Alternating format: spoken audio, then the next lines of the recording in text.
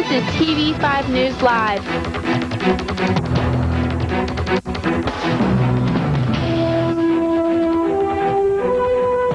Good evening and welcome to this TV5 News Live update. It's Tuesday, March 6, 2001. I'm Pat Grace, and here's a look at some of the things we'll be covering for you in the next few minutes.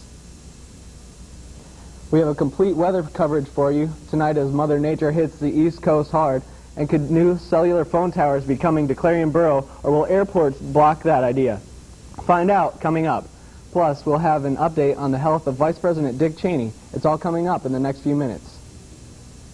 Schools are closed in New York and parts of New England, where a nor'easter has blasted through the area. New York Governor George Pataki has mobilized more than 300 National Guard personnel and equipment to deal with the emergency. The milder-than-expected storm has caused few problems around New York City, where all three airports are still open, although airlines have canceled numerous flights. CNN's Deborah Farrick reports. The storm blasted the New England region, massive waves eating away the coastline and flooding homes in Scituate, Massachusetts. It's scary to watch, but it's awesome. In Peabody, power lines went down, leaving people in the dark. And in upstate New York, nearly 2 feet of snow. The major punch predicted to blast the New York City area. This may be the worst storm of the winter season so far. Instead, hitting 100 miles north and a day later than forecast, and prompting some mea culpas from meteorologists around the country.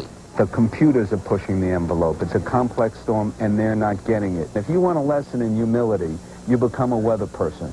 All the predictions sent the New York City area into overdrive, bracing for the storm. New York City public schools, which rarely close, shut down. And airlines preemptively canceled more than 1,000 flights along the northeast coast, stranding passengers across the nation. We've been playing cat and mouse with this storm now for 24 hours. So I think our approach today is we're just going to get as many flights off the ground as we possibly can until the weather tells us otherwise. That was small consolation to flyers spending the night where they hadn't planned.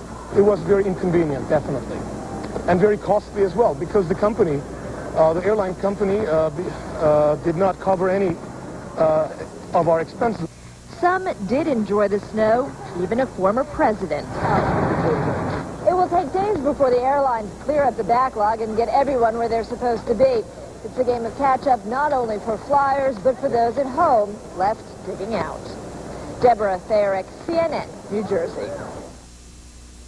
So nature's fury is hitting the entire Northeast, but how is it affecting Clarion? Our very own Mark Despotakis joins us live on Greenville Avenue with the latest. Thank you, Pat. We are here live on Greenville Avenue in Clarion. But it's snowing just a little bit. Not too bad.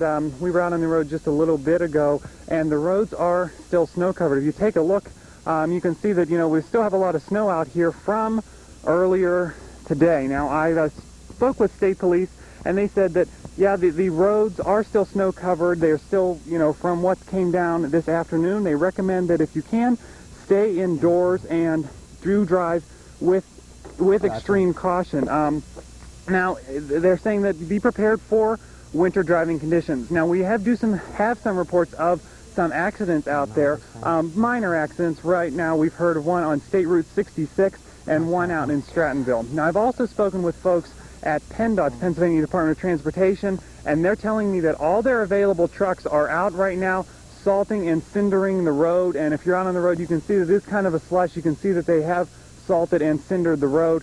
They're saying that Interstate 80 is good right now, but it is wet, so that of course means you still need to be careful if you are driving out on the interstate. Secondary roads are still covered, and the main arteries to places like Interstate 80 are getting covered. But as I've been standing out here, I'm not seeing a whole bunch of traffic out here. Maybe people are taking the advice, staying home. It could certainly get worse. Joyce Strain's coming up here in a second to give you the latest. For now, reporting live from Greenville Avenue, I'm Mark Despotakis. Pat, back to you. Thanks, Mark. So how much snow are we actually going to get? Joy Strain joins us now with a quick look. So Joy, how bad is it going to be? I don't think it's going to be as bad as we all originally anticipated. I'm going to say 1 to 3 inches from tonight into early tomorrow morning. But let's go ahead and take a look at the current conditions outside right now. Today we reached a high of about 30 degrees. Current temperature is 24. The wind is out of the northwest, gusting anywhere from 15 to 24 miles per hour. Humidity is at 81%. The barometer is 29.61 and steady. Visibility is 3/4 of a mile. The wind chill is 1 degree above zero, and the low for tonight is 17. Taking a look at our Doppler, you can see that we do still have some light snow showers in our area. They will be pushing on through, bringing us some more snow showers throughout the evening, and possibly some more snow showers moving in tomorrow morning as well. If we take a look at the snowfall forecast, we are expecting only 1 to 3 inches throughout tonight into tomorrow morning. Off to the northeast, still in New York State and Massachusetts and Connecticut, they are still expecting some high snow amounts, maybe an additional 3 to 6 inches through tonight into tomorrow. If we take a look at tonight's forecast, we will be dropping into the teens. Places like Pittsburgh and Cleveland will be in the lower 20s. Philadelphia, almost near 30, and parts of New York, Buffalo, Syracuse, also in the low to mid-20s. And if we take a look at our 5-day forecast for tomorrow, we're expecting mostly cloudy skies with a high of 35, a low of 17. For Thursday, snow showers likely, a high of 42, a low of 22. On Friday, a high of 36, a low of 21. For Saturday, some more snow showers in our area, a high of 38, a low of 21. And for Sunday, more snow showers on the way, a high of 45 and a low of 26. So the snow will be tapering off this evening, and maybe a few more snow showers will be moving into our area later on in the week. Thanks, Joy. The jobless rate in Clarion County jumped from 5.5% in December to 7.6% in January. Resident employment declined 100 to 17,500, while employment advanced 400 to 14,000. Pennsylvania's seasonally unadjusted jobless rate for January was 4.9%. The national rate was 4.7%. It's hard to find anyone who doesn't have a cell phone anymore. If you own one, then you know that you may sometimes be cut off in mid-conversation because your phone can't find a signal. Well, that's why Dynatech, a company that builds cellular phone towers, asked the Clarion County Planning Commission to build 3 new towers along the Route 322 corridor. 2 towers were approved by the board, but 1 near Clarion Borough may not go up. You see, it's close to the Clarion County Airport. Apparently, a problem could occur if a plane was using an instrument landing system due to the tower placement. Possible solutions being looked at are making the tower shorter or finding a new site for it. It ended just about 10 minutes ago, and now we have a recap. Clarion Borough Council. TV5's very own Carrie LaPoo joins us live from the Clarion Free Library with a complete recap. Carrie? Thanks, Pat. Tonight's meeting started off with Tony Linan from the Citizen Advisory Board coming to present property improvement awards to citizens in the borough. Most of the citizens were here tonight to accept their rewards, however, some were not due to the weather conditions. Public Works tonight discussed the snow and ice control, their street sweeping, and equipment for general maintenance for the monthly report. Also, for the public safety report, Melvin Riffer commended Chief Reed and the rest of the borough police for the recent work that they did with the National City Bank robbery. Chief Reed and also Melvin Riffer commended Clarion University students for the information that they provided for this. Finally, with the housing and zoning, Clarion Area Authority report talked about the sidewalk ordinance that was presented tonight and will be advertised next month at the monthly meeting. It was approved tonight for maintenance and repair in borough for residents and public. Standards were to be set to describe conditions for a need of repair of sidewalks. These were the things that were talked about at tonight's meeting. Many things were approved tonight, and that was all for tonight's meeting. So back to you, Pat. Thanks, Carrie. President Bush pitched his $1.6 trillion tax cut plan on the floor of the Chicago Mercantile Exchange on Tuesday.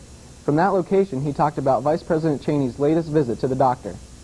Cheney is now out of the hospital and his clogged artery has been cleared, but questions remain about his health and ability to serve. He is not going to put himself in a position where he gets very sick. Anytime there's any doubt as to whether or not he needs to see a doctor, he'll see a doctor. And he's plenty strong and plenty capable of carrying the workload that he's been working in the past. Now, keep in mind, I'm not his doctor. going to be up to his doctor and his wife and his family to make a decision. But I don't think he needs to cut back on work. Cheney, who has had 4 heart attacks, checked into the hospital Monday after experiencing chest pains. He underwent balloon angioplasty on an artery. Doctors said there was no evidence he suffered another heart attack. Police are describing the alleged shooter at Santana High School as an angry young man. The 15-year-old Andrew Charles Williams is scheduled to be arraigned Wednesday. Authorities say he'll be tried as an adult on charges of murder, assault with a deadly weapon, and gun possession. Police say Williams entered a school bathroom Monday morning and shot 2 people.